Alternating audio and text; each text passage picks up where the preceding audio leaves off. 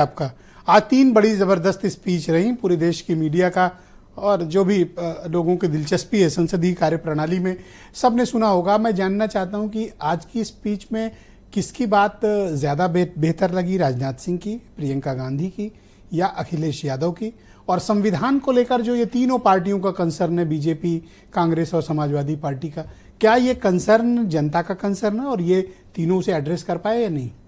एक साथ कई सवाल हैं, लेकिन सबसे पहले मैं, चूंकि प्रियंका गांधी की सबसे ज़्यादा चर्चा हो रही है, इस वजह से प्रियंका गांधी को लेकर के एक जानकारी मैं देना चाहूँगा।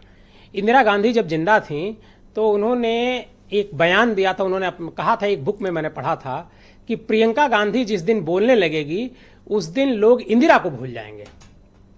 तो आज प्रियंका गांधी जिस तरीके से बोल रही थी, मैं करीब 31-32 मिनट का उनका भाषण है, मैंने सुना था, और 31-32 मिनट में उन्होंने पूरे देश को एक साथ उठाने की कोशिश की और सारे मुद्दे जो संविधान से संबंधित थे वो सारे मुद्दे उन्होंने एक साथ उठाए। और उत्तर प्रदेश की जो सेनेटरिक आप बात, कई प्रवक्ताओं से आपने सवाल पूछा कि उत्तर प्रदेश पर क्यों फोकस था अखिलेश यादव और प्रियंका गांधी का। दरअसल है क्या, 2025 में बिहार में चुनाव होना है, 2025 में दिल्ली में चुनाव होना है। इसके बाद जो हिंदी पट्टी का इलाका है उसमें 2027 में ही चुनाव आएगा और उत्तर प्रदेश का चुनाव 2027 में होना है।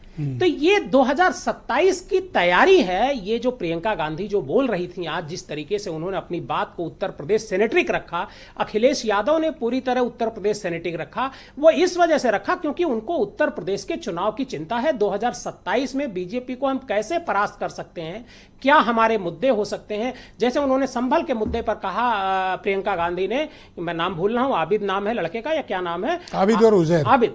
और उन्होंने कहा कि उस लड़के ने मुझसे कहा कि मेरे पिता का जो सपना था, मेरे पिताजी दर्जी थे, मेरे पिता का जो सपना था मैं डॉक्टर बनूंगा और मैं डॉक्टर बन करके दिखाऊंगा, इसका जिक्र किया। तो ये माइनॉरिटी के भीतर फोकस हुआ। दलितों के लिए उन्होंने आगरा का जिक्र किया, जो वाल्मीकि की मौत हो गई थी, उस घटना का इस वजह से उन्होंने किया कि एक दलितों के बीच पैच बनाने की। उन्होंने महिलाओं को लेकर के जो फोकस किया, उन्नाव की घटना को लेकर के किया, हाथरस की घटना को लेकर के किया। तो ये उनका, तो राजनाथ सिंह ने तो काफी लेकिन आईना दिखाया ही नहीं। देखिए, राजनाथ सिंह इतिहास की बात कर रहे हैं सोफिस्टिकेटेड तरीके से, लेकिन देखिए प्रियंका गांधी ने एक बात जरूर कही कि आप जब भी कभी बात होती है तो आप जवाहरलाल नेहरू की कभी बात करते हैं। अरे भाई 10 साल में क्या किया ये तो बताओ। इसके अलावा आज मुझे बड़ा खराब लगा, हो सकता है मुझे लगा हो, बीजेपी के किसी नेता को नहीं लगेगा।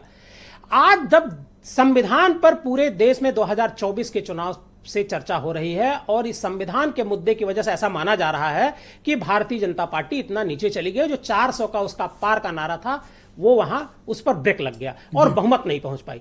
तो संविधान के मुद्दे पर पहली बार तो बहस हो रही है संसद में। जब से संसद चल रही है तब से किसी मुद्दे पर पहली बार बहस हो रही है। और मुद्दा कौन सा है? संविधान। हम 75 साल संविधान के मना रहे हैं और 2 दिन की चर्चा है और प्रधानमंत्री नरेंद्र मोदी सदन में मौजूद नहीं है पहले दिन। मतलब सदन में क्या वो दूसरे का भाषण नहीं सुनना चाहते हैं? क्या वो अपना ही भाषण केवल देंगे? ये लोग उनका नहीं सुनेंगे? नहीं, वो तो एक अलग बात है। लेकिन बीजेपी का मुद्दा देखिए, हम संविधान की बात कर रहे हैं, हम जाति जनगणना की बात कर रहे हैं, कांग्रेस के लोग और समाजवादी पार्टी के लोग और अन्य पार्टियों के लोग। लेकिन बीजेपी क्या कर रही है? आज जब संविधान पर संसद में चर्चा हो रही है तो वो धर्म की राजनीति कर रहे हैं, क्योंकि वो जानते हैं कि हमारी पॉलिटिक्स क्या है। वो धर्म की राजनीति कुंभ में जाकर के कर रहे हैं। बहुत शुक्रिया, क्योंकि उनको इससे फायदा मिल रहा है और आगे भी मिलेगा। मैं केपी मलिक से आपको आमंत्रित करता हूं। बहुत ही